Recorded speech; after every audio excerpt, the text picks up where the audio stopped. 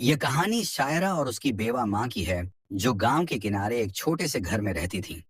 گھر کی دیواریں کچی گھاس سے بنی ہوئی تھیں۔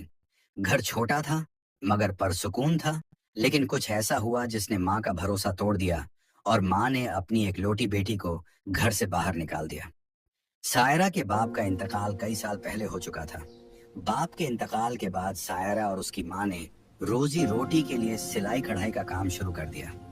صحن میں موجود نیم کے درخت کی چھاؤں میں بیٹھ کر دونوں ماں بیٹی گھنٹوں تک سلائی کا کام کرتی تھی۔ دونوں کے ہاتھوں میں بڑی نفاست تھی، اس لیے آہستہ آہستہ پورے گاؤں کے کپڑے انہی کے پاس آنے لگے۔ کپڑوں کے ساتھ ساتھ گاؤں کی عورتیں سائرہ سے فرمائش کرنے لگیں کہ وہ انہیں بھی کپڑے سلائی کرنا اور ڈیزائن بنانا سکھائے۔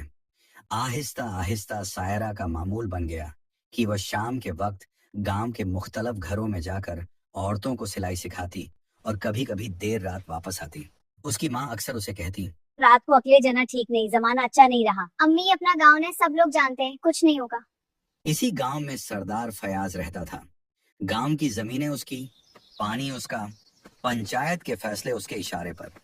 لوگ اس سے ڈرتے تھے کیونکہ اس کے خلاف بولنا مطلب اپنی فصل، اپنا پانی، اپنی زندگی سب داؤں پر لگانا۔ اس کا بیٹا کامران باپ سے بھی زیادہ بیلگام تھا۔ جس عورت پر نظر پڑتی اسے حاصل کرنے کی کوشش کرتا، جو نہ مانتی اس کے خلاف کچھ نہ کچھ کر دیتا۔ گاؤں کے لوگ سب جانتے تھے مگر چپ تھے۔ کامران کی نظر جب سائرہ پر پڑی تو اس نے بھی کئی بار راستے میں روکا، گندی باتیں کی۔ میرے پاس آ جاؤ، میں تمہیں بہت خوش رکھوں گا، تمہاری قدر مجھ سے زیادہ کوئی نہیں کر سکتا۔ سائرہ ہر بار خاموشی سے نکل جاتی، ماں کو کچھ نہیں بتاتی، مگر اندر ہی اندر ڈر بڑھتا جا رہا تھا۔ اور پھر وہ رات آئی۔ سائرہ ایک گھر سے کڑھائی سکھا کر واپس آ رہی تھی کہ کھیتوں کے پاس سے کامران نکلا، جیسے پہلے سے گھات لگائے بیٹھا ہو۔ اس نے مسکراتے ہوئے کہا، آج کوئی نہیں ہے، سب سو گئے ہیں۔ راستہ دو مجھے۔ اور پلٹ کر بھاگنے لگی۔ کامران نے ہاتھ بڑھا کر دوپٹہ کھینچ لیا۔ سائرہ لڑکھڑائی اور چیخی، اور قریب سے گزرنے والے ایک بوڑھے آدمی نے یہ سب دیکھ لیا اور شور مچا دیا۔ دیکھتے ہی دیکھتے گاؤں والے مشالیں لے کر جمع ہو گئے، مگر جب لوگ پہنچے تو کامران پلٹ گیا، سینہ تان کر چلایا، اسے ہی مجھے خود بلایا تھا، یہ ناپاک ارادہ اسی سائرہ کا تھا۔ نہیں، میں بے قصور ہوں، اس نے میرا راستہ روکا تھا۔ سائرہ چیختی رہی کہ جھوٹ ہے، سب جھوٹ ہے، مگر ہجوم سننا نہیں چاہتا تھا، ہجوم تماشا دیکھنا چاہتا تھا۔ سائرہ اپنی ماں کی طرف دوڑی، قدموں میں گری۔ آپ تو مان لیں، آپ جانتی ہیں میں کیسی ہوں، میں نے کچھ نہیں کیا۔ مگر ماں کے اندر جو سماج کا ڈر تھا، جو لوگوں کی نظروں کا خوف تھا، اس نے اس لمحے ماں کو پتھر بنا دیا۔ ماں نے لات مار کر سائرہ کو پرے کیا اور روتی ہوئی آواز میں بولی، دفع ہو جاؤ، میری نظروں سے دور ہو جاؤ، تم میری بیٹی نہیں، تم نے میرا نام مٹی میں ملا دیا۔ گاؤں والے ایک ساتھ چلائے، نکالو اسے، اور کچھ لوگوں نے سائرہ کو گھسیٹ کر گاؤں کی حد سے باہر پھینک دیا۔ جمعہ کو پنچایت آ جانا، وہاں فیصلہ ہو جائے گا۔ وہ زمین پر گری، اٹھی اور اندھیرے میں چل پڑی۔ پیچھے مڑ کر نہیں دیکھا، کیونکہ جو پیچھے تھا وہ اب اس کا نہیں رہا تھا۔ سائرہ، آج تو تم مجھ سے بچ گئی، لیکن اگلی بار نہیں، تم جہاں بھی جاؤ گی میں تمہارے پیچھے ضرور رہوں گا۔ سائرہ گاؤں سے نکلی تو اس کے پاس کچھ نہیں تھا، نہ چھت، نہ روٹی، نہ کوئی اپنا، بس وہ خود تھی، اور اس کے ساتھ وہ درد تھا جو ماں کی لات سے نہیں، ماں کی نظروں سے لگا تھا۔ وہ چلتی رہی، بھٹکتی رہی، راستے نہیں معلوم تھے، منزل نہیں معلوم تھی۔ جنگل کے کنارے پہنچی تو پاؤں جواب دے گئے اور وہ ایک درخت کے نیچے بیٹھ گئی۔ اس نے گھٹنے سینے سے لگائے، سر جھکایا اور پہلی بار رونے لگی۔ اتنا روئی وہ کہ سانس اٹکنے لگی، آنکھیں جلنے لگیں، مگر درد تھا کہ ختم ہونے کا نام نہیں لیتا تھا۔ وہ سوچ رہی تھی، میں تو بس کڑھائی سکھانے گئی تھی، میں تو بس گھر واپس آ رہی تھی، پھر یہ سب میرے ساتھ کیوں؟ میں نے کیا کیا تھا؟ میرا قصور کیا تھا؟ میں تو بس کڑھائی سکھانے گئی تھی، میں تو بس گھر واپس آ رہی تھی، تو پھر یہ سب میرے ساتھ کیوں؟ تھوڑی دیر بعد بادل گھر آئے اور بارش شروع ہو گئی، پہلے ہلکی، پھر تیز، پھر اتنی موسلادھار کہ درخت کے پتے بھی نہ روک سکے۔ سائرہ بھیگ گئی، ٹھٹھرنے لگی، مگر اٹھنے کی ہمت نہیں تھی۔ وہ بیٹھی رہی، بارش میں بھیگتی رہی، जैसे अब कोई फर्क नहीं पड़ता था। बारिश और आंसू एक हो गए। पता नहीं चला क्या आसमान रो रहा है और क्या सायरा। कुछ देर बाद सायरा ने महसूस किया कि अगर वह यहाँ बैठी रही तो ठंड से बीमार हो जाएगी, और उसने सोचा कि अभी बीमार पड़ने का वक्त नहीं है, अभी मरना नहीं है। वह उठी, कांपते हाथों से बाल हटाए और आगे चल पड़ी। चलते चलते उसने दूर एक टिमटिमाती रोशनी देखी, एक छोटी सी झोंपड़ी की खिड़की से आती रोशनी। सायरा उस रोशनी की तरफ चल पड़ी, क्योंकि अंधेरे में एक छोटी सी रोशनी भी बड़ी उम्मीद लगती है। झोंपड़ी के दरवाजे तक पहुंची और दस्तक दी। अंदर से कदमों की आहट आई और दरवाजा खुला। सामने एक बूढ़ी औरत खड़ी थी, झुर्रियों भरा चेहरा, सफेद बाल, मगर आंखों में एक ऐसी गर्मी जो सायरा ने अरसे से किसी की आंखों में नहीं देखी थी। बूढ़ी औरत ने भीगी हुई, कांपती हुई सायरा को देखा। कोई सवाल नहीं किया, कोई शक नहीं किया, बस इतना कहा, आ जाओ बेटी, अंदर आ जाओ। सायरा अंदर आई। बूढ़ी औरत ने उसे कंबल दिया, गरम चाय दी और पास बैठ गई। सायरा चाय का कप हाथों में पकड़े बैठी रही, कुछ नहीं बोली, बस बैठी रही। बूढ़ी औरत ने भी जबरदस्ती नहीं की, बस उसके पास बैठी रही, जैसे कह रही हो कि मैं यहाँ हूं, तुम अकेली नहीं हो। थोड़ी देर बाद सायरा ने खुद बोलना शुरू किया, आहिस्ता आहिस्ता, रुक रुक कर, कामरान का रास्ता रोकना, दुपट्टा खींचना, गांव वालों का जमा होना, कामरान का मुकर जाना, माँ का लात मारना, गांव से निकाला जाना। सब कुछ बताती रही और रोती रही। बूढ़ी औरत खामोशी से सुनती रही। जब सायरा चुप हुई तो बूढ़ी बेटी, औरत की आंखें भी नम थीं। तुम्हारी माँ बुरी औरत नहीं है, वो एक डाली हुई औरत है। आपको मेरी माँ के बारे में कैसे पता? क्योंकि मैं भी इसी गांव की हूँ, मुझे भी इसी तरह निकाला गया था। आपके साथ भी यही हुआ? हाँ, फर्क सिर्फ इतना है कि तुम्हारे साथ कामरान ने किया, मेरे साथ उसके बाप सदर फयाज ने किया था। उसने भी मेरा रास्ता रोका था, उसने भी झूठ बोला था, और मुझे भी इसी तरह गांव से निकाल दिया गया था, बिल्कुल वैसे ही जैसे आज तुम्हें निकाला गया। सायरा के मुंह से कोई लफ्ज नहीं निकला। वह बस बूढ़ी औरत को देखती रही। उसके जहन में सवाल उठा, तो क्या यह सिलसिला हमेशा से चलता आ रहा है? बाप ने किया, बेटे ने किया?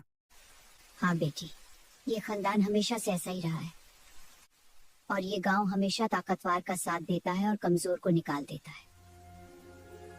सायरा के अंदर कुछ जागा, गुस्सा, दर्द और एक आज़म। मैं बदला लूंगी। बदला लेना है तो एक ही रास्ता है भी, और वो रास्ता है सरदार की बीवी सुचेता। हाँ, उससे मिल।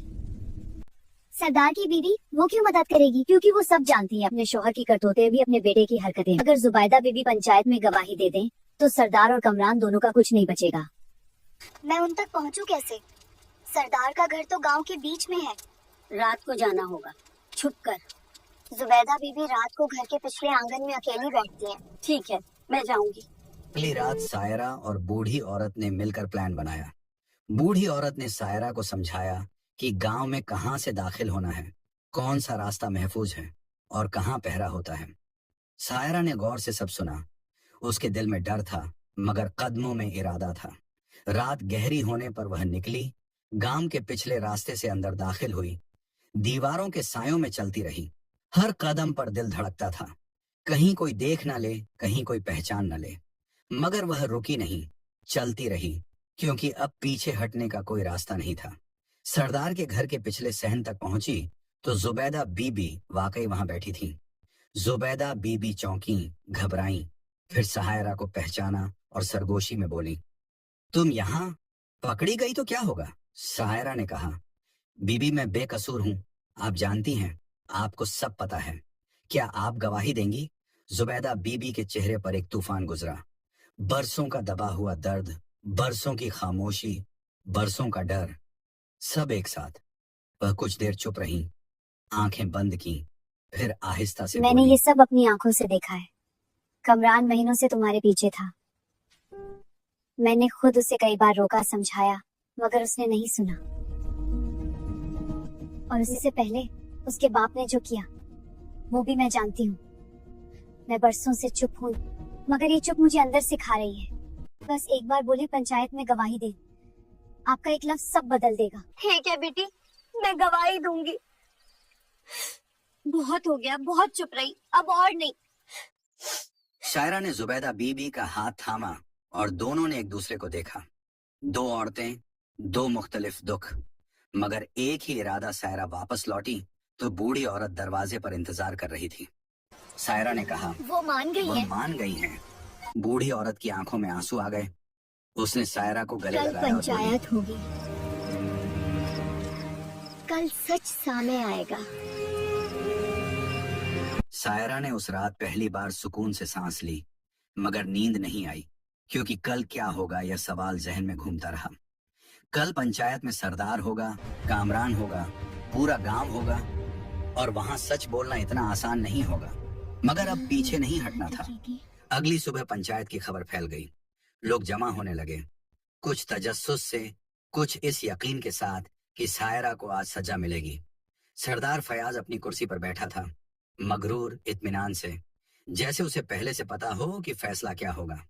कामरान उसके पास खड़ा था, सीना ताने, चेहरे पर वही मुस्कुराहट।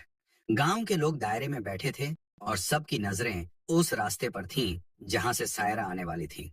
और फिर सायरा आई, मगर अकेली नहीं। उसके साथ बूढ़ी औरत थी और उन दोनों के पीछे जुबैदा बीबी थी, सरदार की अपनी बीवी। जब लोगों ने जुबैदा बीबी को उनके साथ देखा तो पंचायत में सरगोशियां शुरू हो गईं। सरदार का चेहरा पहली बार बदला, इत्मीनान की जगह बेचैनी आई। कामरान ने मां को देखा तो उसकी मुस्कुराहट गायब हो गई। पंचायत के बड़े ने कहा, तुम पर इल्जाम है, क्या कहना है? मैं बेकसूर हूँ। कमरान ने मेरा रास्ता रोका, मेरा दुपट्टा खींचा, और जब लोग जमा हुए तो उसने सारा इल्जाम मुझ पर डाल दिया। ना, उसने मुझे खुद बुलाया था। मैं इस गांव की हूँ, मुझे कुछ लोग पहचानते होंगे। मुझे बरसों पहले इसी तरह निकाला गया था। और तब कमरान नहीं, उसका बाप सरदार फयाज था। ये पागल औरत है, इसकी बात मत सुनो। सब सुनो। और फिर जुबैदा बीबी आगे बढ़ी। पूरी पंचायत की नजरें उन पर थीं। सरदार की अपनी बीवी बेटे के खिलाफ खड़ी।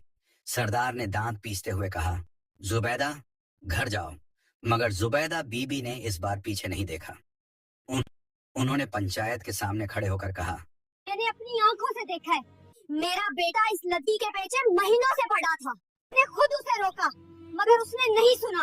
उस रात जो हुआ वो इस लड़की की गलती नहीं, मेरे बेटे की हरकत है। और ये पहली बार नहीं है, इससे पहले भी इस घर से जुल्म होता रहा है। मैं चुप रही, मगर आज नहीं। मैंने उस रात अपनी आंखों से देखा था, कमरान ने ही दुपट्टा खींचा था। बरसों का दबा हुआ सच एक साथ बाहर आ रहा था। सरदार और कामरान दोनों बौखलाए इधर उधर देखने लगे, मगर अब कोई उनके साथ नहीं था। पंचायत के बड़े ने सबको खामोश कराया। ये बोला, पंचायत सरदार फयाज की बीवी और गांव के लोगों की गवाहियां सुनकर इस फैसले तक पहुंची है। सदर फयाज और कमरान दोनों को बीच चौराहे पर फांसी की सजा दी जाती है, ताकि आने वाली नस्लें देख सकें कि जुल्म का अंजाम क्या होता है।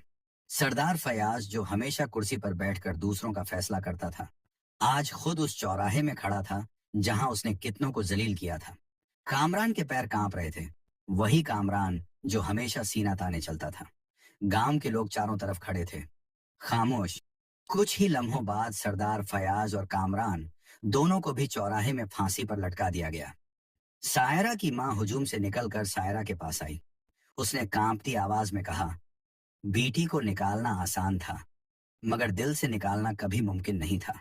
माफ कर दो मुझे। सायरा एक लम्हा रुकी और फिर मां को गले लगा लिया। उस दिन के बाद गांव बदल गया। हर तरफ सायरा की बहादुरी की बातें होने लगी। गांव वाले बूढ़ी औरत को भी झोपड़ी से वापस गांव ले आए और उनसे माफी मांगी, और यूं पूरा गांव फिर से आबाद और अगर खुशहाल हो आपको ये गया। वीडियो पसंद आई तो लाइक करें, कमेंट्स में हमें ये जरूर बताएं कि आपको ये कहानी कैसी लगी।